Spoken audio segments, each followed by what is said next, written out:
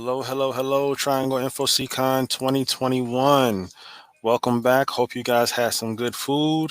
I know I did. I overindulged a bit, but I'll be okay.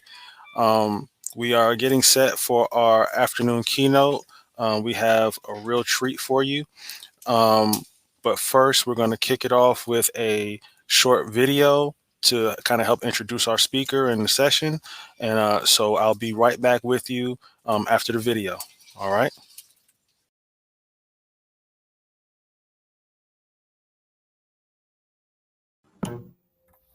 Our legacy of cryptology is unmatched.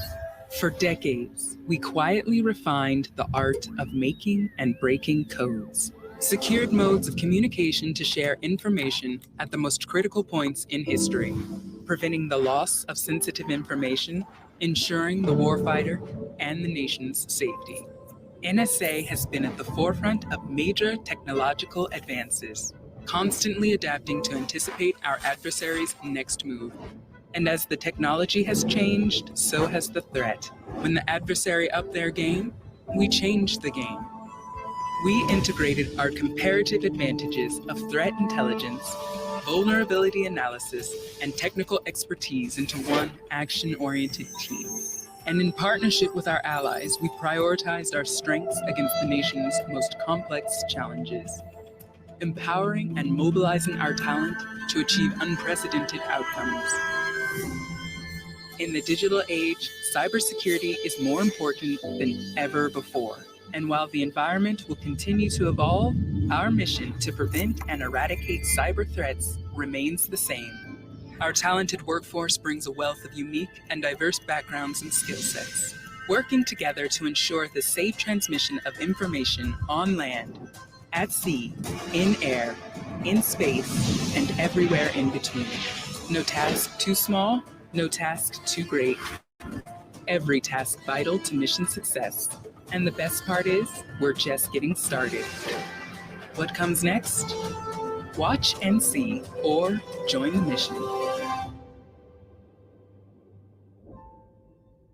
Cybersecurity at NSA.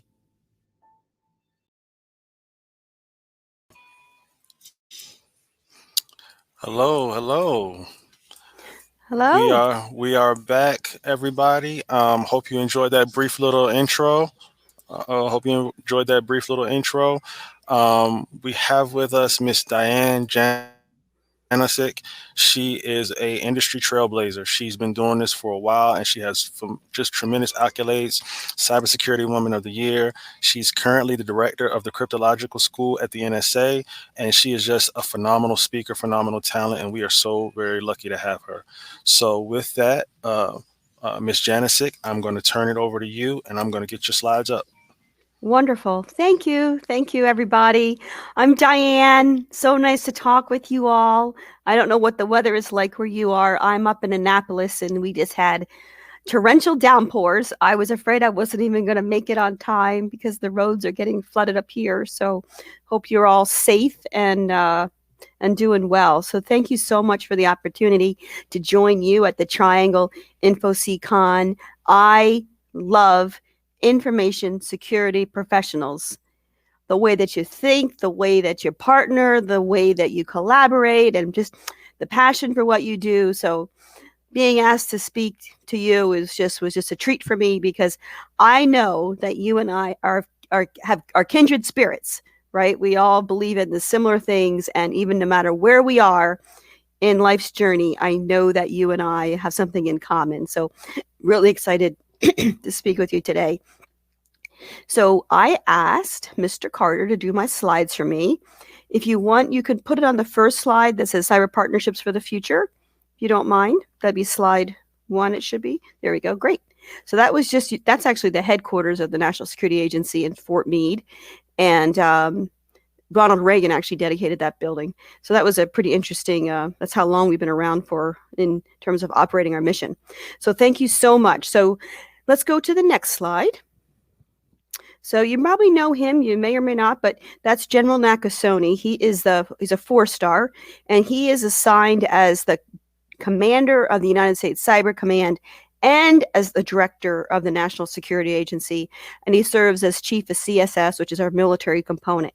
So he's a pretty neat guy, and I'm sure you've all heard about him at some point because he's front and center and a lot of things going on in the news today in terms of trying to make a difference. So as the United States Cyber Command commander, so he has two agents that report up to him. He leads forces that are engaged with our adversaries, right? Engage is a neat word to say.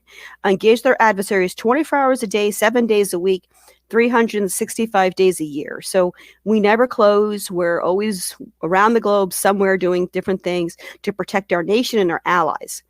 So as the director of NSA, the National Security Agency, General Nakasone is in charge of our foreign signals intelligence and cybersecurity of national security systems. So I thought I might just say a little bit about that because some of you may or may not be familiar with what we do.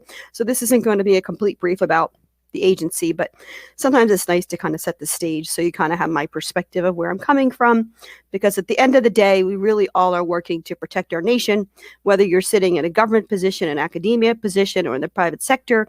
We're all trying to protect Americans' interests. So we have a lot of common denominators, as I said. We're always, I love this community. So we save lives, defend vital networks, and those are the 5 things that we always say that we do. So let's go to the next slide. The information advantage. So the crux of what I do every day is what we try to do for the nation, right, is to gain the information advantage over our adversaries to keep our nation safe. The same way that you want to keep ahead, and if you're in the business sector, you want to keep ahead of your competitors, right? Well, we want to keep ahead of our adversaries and keep our nation safe and protect national security systems. And we also try to glean information from our foreign adversaries to keep that information advantage. That's who we are as a country in terms of the United States of America. So let's go to the next page. And real briefly, we have 2 primary missions. It used to be called information assurance, and over time, as we know, that word's kind of evolved. And now we have a cybersecurity mission and a signals intelligence mission that really dovetail very nicely together, which is why I kind of like that line, because they really do help inform each other. So our first mission, that has been around for a long time, since the Executive Order 12333 was around, is signals intelligence. They also call it SIGINT for short. And that's when we produce foreign intelligence on adversaries in response to demands from U.S. policymakers, and that could be on the Hill, it could be across the executive branch, it could be the White House, it could be the State Department, the Pentagon. So we can provide information to decision makers, combatant commands, the people that are in the field, and of course our network defenders here at home that are trying to keep the information secure so that our adversaries don't know where we are and what we're doing. So our intelligence is derived from signals that comes from phone conversations, text messages, emails, and electronic communications of foreign adversaries. So we also do that in strict compliance with the law. And so we're committed to protecting the rights of U.S. persons. So definitely, without a doubt. So by collecting the intelligence of our adversaries, we discover threats and gain unique insights into our adversaries. This is nothing that none of you are not familiar with. Right? Cybersecurity really is a cyber threat intelligence. What is the threats that are coming? How do you mitigate that? So it's really something that you've been very familiar with. Just we've been doing it for a long, long time. So it was natural for us to evolve as a leader within the executive branch. So our other mission, as I mentioned, is the cybersecurity one. That's protecting the national security systems that protect the most sensitive data of federal government and the military. So that's similar to what it's our crown jewels, right? The same way that a banking institution's crown jewels has the financial data they want to keep secure, the stock market they want to keep secure, the hospitals want to keep privacy and the data, patient data private. So it's the crown jewels and protecting that most sensitive data. And that's why I really enjoy this community, is because they understand the data is important, but at the end of the day, it also matters to people, right? And especially in the business that I'm in, it's at the end of the day, we're doing this for the people, not just for the data. So we leverage our authorities for national security systems, providing solutions Supporting operational defense of critical networks. We provide mitigation advice, including as well as incident response information, and we try to share information with our customers and partners, and we're really trying to do a little bit more in that space, which part of that video showed you.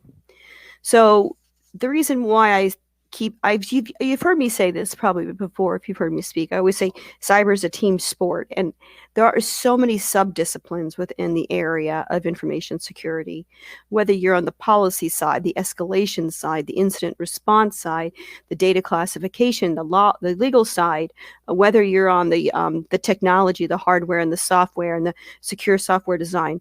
All of those individual components, must nest together, and there can't be any seams. And it's working at the seams that sometimes is the most tricky, right? We can't just get the A in my one spot. It's not good enough if we're not together. So that is the key thing about this community, is just working together. So let's go to the next slide, which talks about cyber.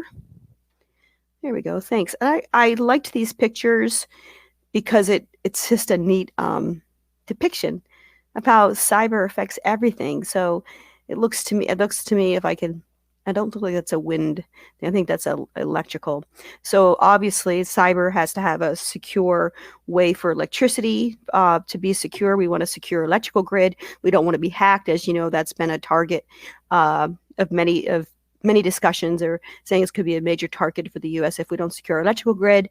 And then you can see critical manufacturing, transportation, healthcare, military, the logistics side, our supply chain side, so important. You have home networks there, and then you also have the stock exchange, transportation, not just planes and trains and automobiles, but all aspects of the transportation line. And then you have the basic coding and the hardware and of systems, and that could be for an operational control system, it could be for an ICS, it could be for a SCADA system. So cyber makes up every piece of our community, right? And of the world that we live in, the world that we touch every day. And if you look back at the Constitution, there's, of course, cyber is not in there, right? There's nowhere cyber to be found. So it's a new discipline, but it's so important even today with the digital economy, the digital currency, and how we're going to have safe and secure authentication and digital transactions. And how do you just make this global economy work and partnerships work while also protecting our national interests? It's a pretty daunting mission but Americans are really rallying together between academia, government, and the private sector. So that's exciting. So our adversaries don't just look at the government systems, right? We've heard a lot about the supply chain, and now their adversaries are looking at private industry. They're looking at the research and development. You heard about that with the COVID, trying to get the COVID vaccine information. They've already been targeting academia in terms of cyber criminals and nation states. Critical infrastructure has been a subject as well of cyber attacks, transportation, manufacturing, healthcare. We heard about the water hack down in Florida back in February. So there's a lot of things that are going on, but probably the most thing that you're most familiar with is the ransomware attacks can have such impacts on our state and local economies and beyond. And I know that you felt this in your region with the Colonial Pipeline attack because of all the gas shortages that it caused. The entire East Coast supply chain was mixed up, right? And it really impacted in a dramatic way the North Carolina economy. It caused the state to issue a state of emergency.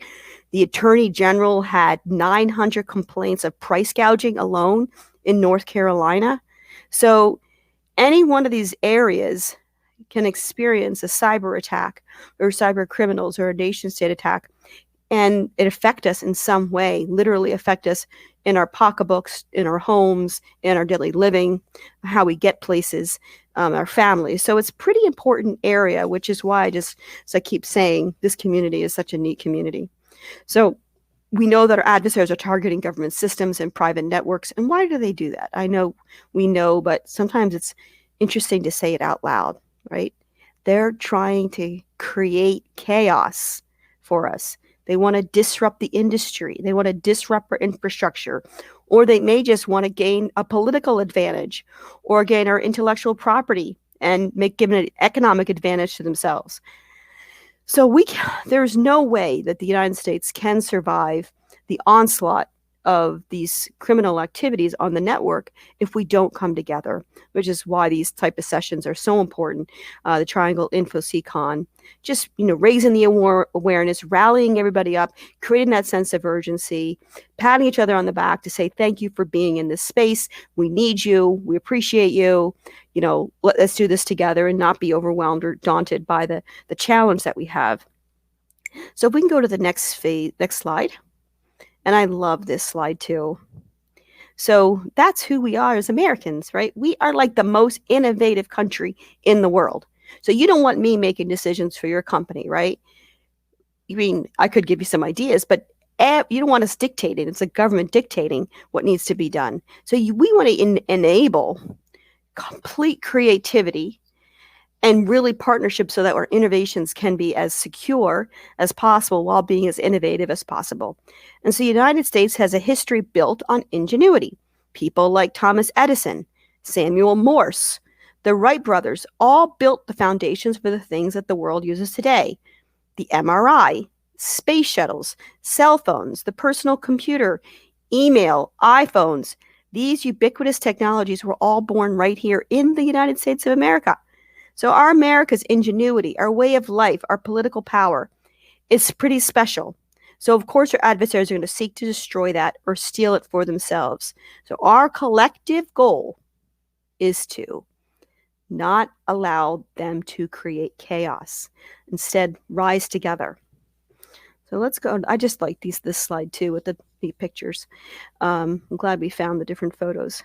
Especially with the one with the space. There's so much space activity going on right now, as we all know. So let's go to the next slide, please. So, on the horizon, right? All these emerging things happening.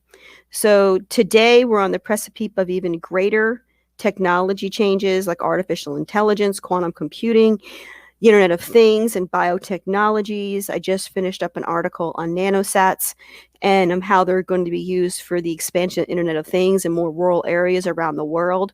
So things are just really, really heating up. There's so much exciting things going on and development. So with these radical technologies, you got to remember, we have more risk, right?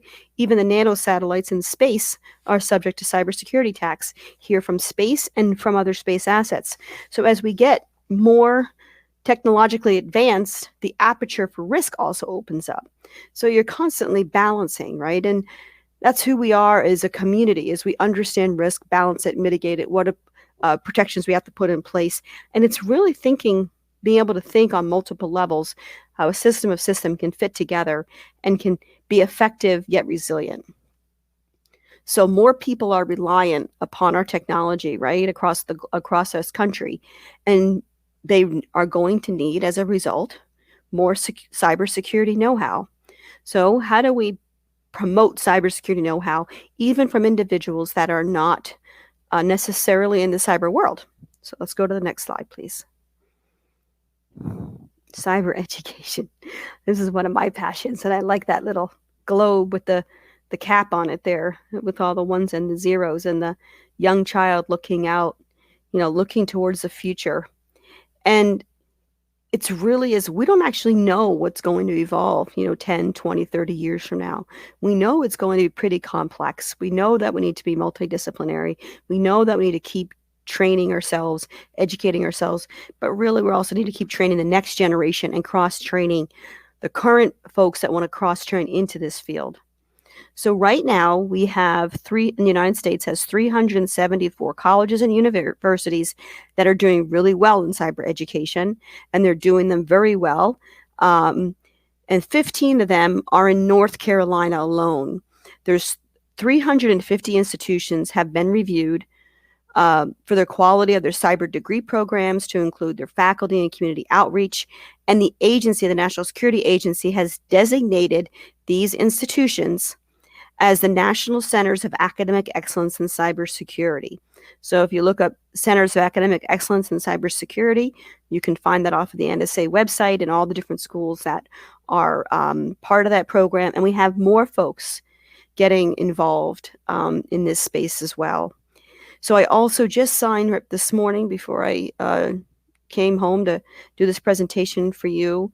The National Security Agency signed an articulation agreement with NCA&T. Very exciting news for us.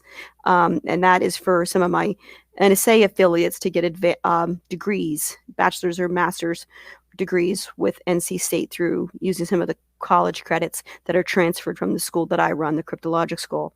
So lots of activity in the cyber education, lots of ideas, lots of partnerships. And North Carolina is definitely, in the region, the southeast region of the United States, is definitely moving and shaking. And so I wish I could have come down there in person.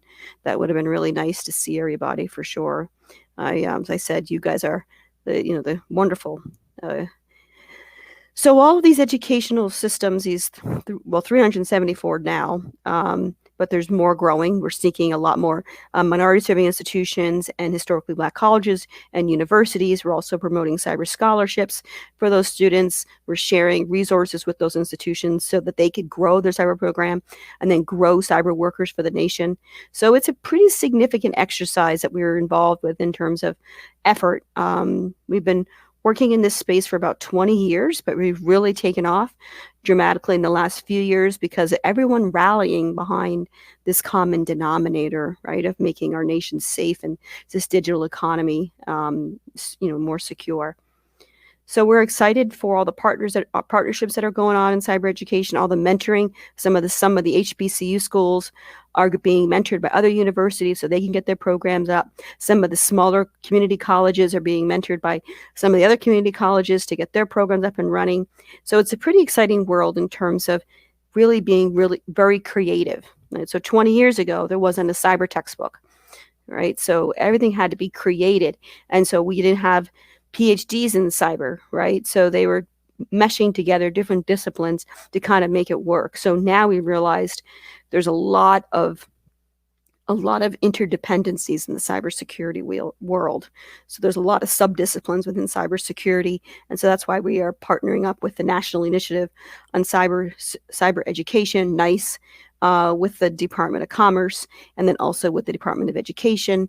We're partnering with our other federal partners as well within the Department of Defense to really make sure that we're kind of helping propel this area forward, not dictate, but just helping it to propel. So thank you to all that are talking to students and encouraging them to seek a degree in cybersecurity or information security or network security, secure software design.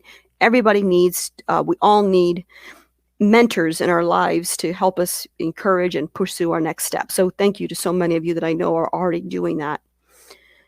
So if somebody asks you, how many open positions are there right now? So let's say a young person or a colleague that wants to cross-train into it says, well, is there really a demand for it? What's out there? So as you know, there's 500,000, projected to be 500,000, at least 300,000 open cyber positions now across the country. I know I keep saying about North Carolina, and I know there's more of you than just North Carolina, but I looked up North Carolina. North Carolina is number 6 in terms of job demands. In North Carolina alone, there are 17,000 jobs currently open in the state. So, which and that's pretty significant. That's actually twice the national average. And so we know there's a lot of creative things going on in North Carolina. There's also the leadership that was exerted, and they created the North Carolina Partnership for Cybersecurity Education. They call that the NC PACE, PACE program. North Carolina Partnership for Cybersecurity Excellence. You can Google that. And they've been working with universities to address the workforce gap. And they've also received a grant from the National Security Agency to provide more opportunities. So that includes scholarships and capacity building and opportunities for people to learn to become educators in the field. So if you're interested in going into the cyber education world, take a look at the NC PACE, North Carolina Partnership for Cybersecurity Education, see where you can help out, and we would love to have you join us. So lots of activities in the cyber pipeline arena as well. I'm not sure if you heard about these. I'm not sure how much time I have. I have some interesting statistics on kids camps. things like that as well. So maybe I'll leave that for a Q&A if someone's interested. I'm not sure what the audience, if they're interested in hearing about what we do in the K-12 space. So I'll save that for a Q&A if you're interested in that, but I'll skip that for right now in case people are not necessarily interested. So let's go to the next slide, please. So cybersecurity defense wins championships.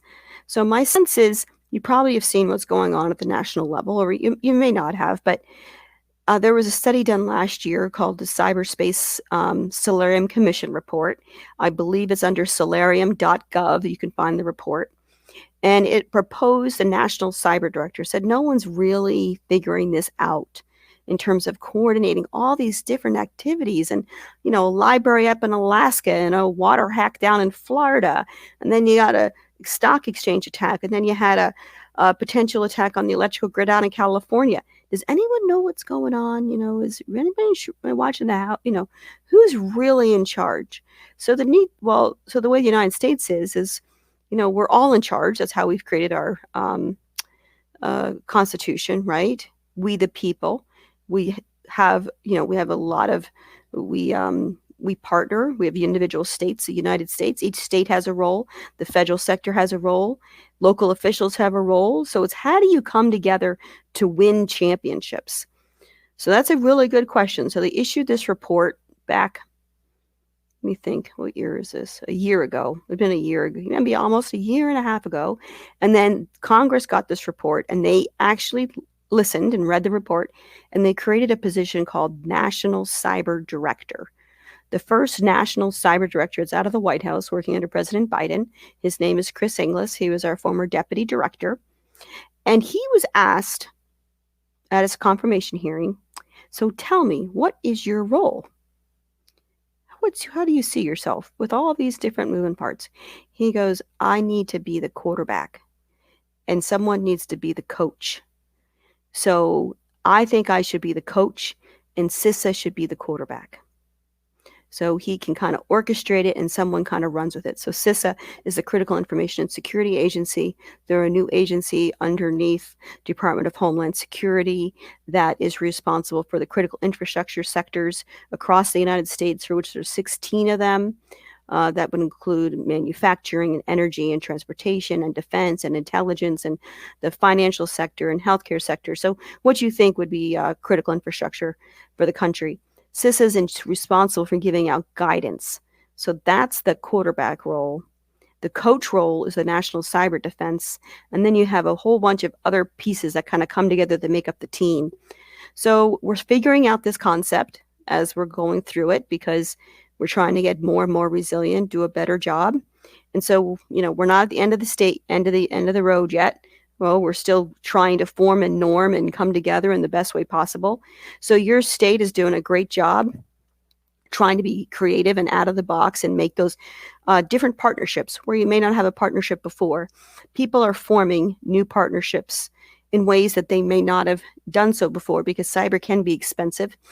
You can share resources with other companies or within your within your industry, share threat information, things along those lines. So people are really thinking differently now because the risk is so high to people's businesses, to state economies, to the national security of our country. I mean, you saw there was the ransomware attack on the city of Baltimore schools. That was a real mess, for a number of days, and it just really just froze everything. And that was a school district in one city. So you got to really think differently, because we're not all living in a vacuum, right? So I know everybody knows this, but sometimes it's nice to just think about it. So a cyber attack, as I mentioned, just with the school district, a cyber attack on a financial network, an attack on one of our weapon systems, a cyber theft of a medical research, something that attacks the power grid, something that attacked the gas lines. That's everyone's business. That's everyone's business. So when the adversaries find a weakness, we got to all come together, because it affects all of us. So that's why I keep saying, let's collaborate. Let's not compete, because that's the only way we're really going to survive as a country, is if we say, you know what? We are the United States of America. We've got this. And I know every single person on this call knows that and is just as passionate about I am. So our goal is to bring other people into the fold and say, yes, this is why we're here. This is why it matters. Okay, so let's go to the next slide. So talking about sharing of information, the National Security Agency has now began a new Twitter handle. It used to just be NSA Gov, I think it was. This one is a second Twitter handle for NSA. It's called NSA Cyber. And we put out threat advisories alone, or sometimes we'll issue joint threat advisories with the Cybersecurity Infrastructure Security Agency, CISA. So there'll be a joint release, and one just came out actually just a couple of days ago between NSA and CISA. So if you want to pay, just stay abreast of what's going on, this is an easy way to look at it. You can also look at it off of the websites, but this also is a nice alert system as well to say, hey, this is what's going on. Please take a look here. Make sure you update this patch. This vulnerability has now been found. Take a look at it. This is these sectors it looks like it's going to affect. Please take a look. So everyone's busy. How do you, prioritize all the different threats out there? These type of alerts are trying to help you prioritize the ones that are really, really big. So these things will be focused on significant events. So you can at least have some ideas if someone's looked at it, say this is a priority. If you're in this sector, take a look at it. Same way that we saw that with last year in the Middle East, there was some of the not of the country, of the the world, Middle East of the world. There was some cyber attacks on some agricultural sector. You're like, agricultural sector? These people are getting creative, right? So sure enough, then there was a concern for the United States, and there was a joint alert last year. I think it was last July. NSA and DHS CISA put out a joint alert about, hey, watch this and watch this and watch this if you're in the agricultural sector. Agriculture is a big business in the United States, right? We have a lot of investments in that. You don't usually think of it, but as old technology becomes more modernized, it's connected to the internet, more threat, there's more threat landscape or attack surface to make us more vulnerable. So this is a nice little website, Twitter Twitter handle that you can look at to stay abreast of stuff, or just give yourself a Google alert or something along those lines to keep yourself up to speed. And we have found that these alerts are actually helping. When we identify that certain patches are ready and that they're really important, we have noticed the patch rates going up as well in certain areas. So it really is helping us raise the bar. So they're not our systems, but we're trying to share what we know, because that's the goal, right? The goal is the whole country to kind of move together.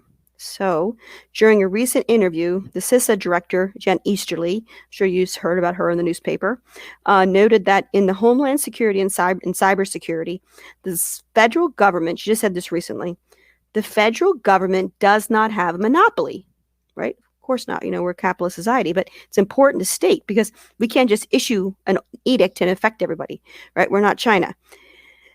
But the federal government is a co-equal partner with the private sector and with state and local officials, and I would say with academia as well. So she's saying, hey, remember, I can't just tell you what to do. I need you to come together, because it's a co-equal space. So you'll hear more about that. There was an article in SC Magazine that actually use the word attack surface. It says NSA defends and protects the nation by reducing the overall attack surface of the U.S. infrastructure. So we're in the space of the U.S. infrastructure. You're probably in the space of private infrastructure, but we're all working to the same end, right? Reducing the attack surface and the vulnerabilities to that. So the results are clear. These adversaries are, being more creative. So we got to be more creative, more open, more transparent, share what we know. So that's my goal, is to share the word so that we can become stronger together. So I think my last slide is now my little more slide, and we have a thank you slide, I think. Great. Cyber partnerships for the future. So think out of the box. If you're sitting there in person, look to the left, look to the right. You probably have more in common with those individuals than you probably may have thought previously.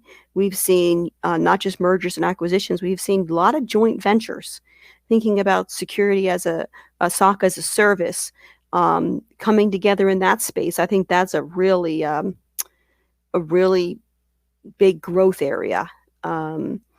Not going to one company and having them provide your SOC services, but industries themselves coming together and creating a SOC for that industry in a region, coming together so that you can all afford it and share what you know. So, and then grow your own, cybersecurity workforce together. And so I think that there's a lot of opportunities for creativity here. So really take a look at the people on the left and the right of you, because my guess is you could probably be doing something more efficiently and possibly cheaper if you come together. So I mentioned a couple of things that the NSA is doing in North Carolina, which is the Centers of Academic Excellence. I mentioned that we do some internships and some scholarships. We do some K-12 activities as well. So I'm trying to do what I tell people to do. That is to, just keep moving forward, keep making a difference, and, we'll get there together. So hopefully, I think that's my last slide. Is that right?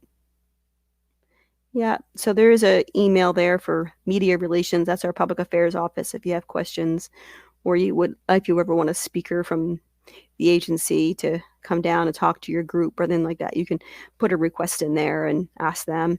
But the goal is to rise together. So back to you, Mr. Carter. Anything for me?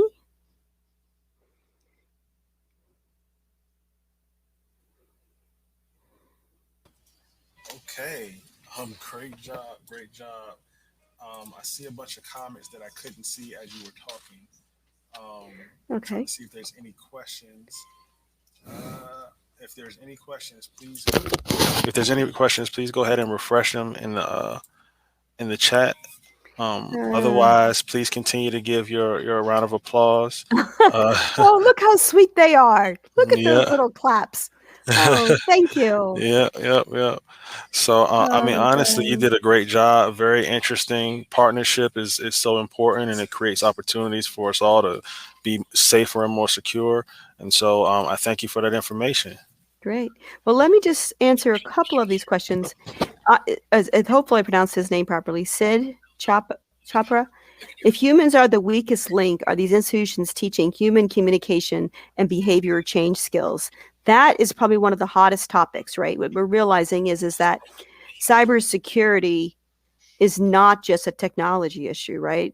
The biggest vulnerability is really the people side, and the second biggest vulnerability is the lack of visibility into the supply chain. So Sid, you're right. They are now looking at the Centers of Academic Excellence in Cybersecurity to include more things along those lines. So you are 100% right that is a concern and you should be thinking about it. Yep, way to go. Bryant King says, way to go, NCA and T. I know, I was so excited. That's awesome. Let me see if I see any other comments here. Okay. Let me see. Are we training our adversaries? It's a good question. Hopefully not. That's going to be the due diligence process. Also, you want to make sure that you have good authentication processes in place, that you do encryption, that you make sure that your information is secure, especially your training materials. The National Security Agency, we say you have to train the way that you work. So what we train on is sensitive in and of itself. Okay. Oh, good. Thank you, Lisa. She found the article. Yeah, it's capital NC and then PACE. There's a small A in PACE. So thank you, Lisa Cook, for sharing that. Nice dashboard. And you can also, as I mentioned, go look up of NSA's website to look up the Centers of Academic Excellence. You can share information on that. So thank you very much. Thank you, Kathy. Well, I really hope that you guys have, Snickers. I've heard about that. Yes, I agree with you, Keith. So I just want to say thank you, everybody. And I hope you enjoy the rest of your conference. And hopefully next year or another day, I can meet some of you in person, because we know how to have fun together, don't we, Mr. Carter? Yes, we do. Yes, we do. So we are looking forward to having you. We will definitely have you down in person as soon as things open up, and we're already making plans for the new year. So Okay. Well, thank you, okay, thank you. good. Okay. Well, bye, teammates. Thank you so Bye. much, everybody, for being so awesome. Oh, Bye. all right. Thank you. Bye. All right, everybody. I hope you enjoyed that talk as much as I did. It was a great keynote from Miss Diane Janosek. Truly, truly a security pro of pros. So we want to get ready and get ready for our next session. It starts in about 20 minutes. You can start going into your sessions in about 5 minutes. Remember, they begin about 15 minutes ahead of time is when the sessions will open up. Continue to enjoy the conference, get as much information as you can, and continue to send us feedback. Share something nice on social media for us. Let us know what you think. So thank you all. We appreciate you, and see you at 2:30.